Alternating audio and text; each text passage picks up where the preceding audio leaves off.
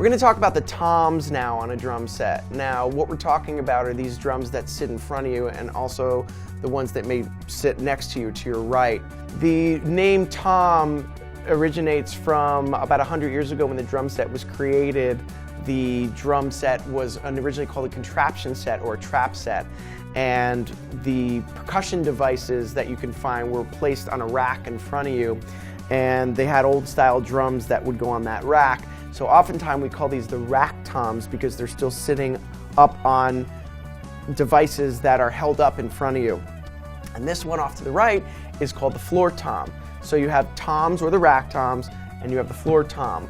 And a typical 5-piece kit usually have 2 up front and you have 1 on the ground. A common way to play them now is 2 on the ground or 1 up front.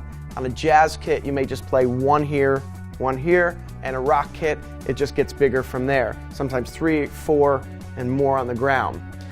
The way toms are constructed is that you have a top head and a bottom head, and it's mostly common to play with both heads. Years ago, drummers like Phil Collins would play without the bottom heads, and we usually call them concert toms. And normally for the rock style, what we would do is tune up the bottom heads a little higher than the top heads so that you get a warmer, lower, fuller sound. But in the style of jazz, what we would normally do is tune them up even higher to get a more twangier or open sound.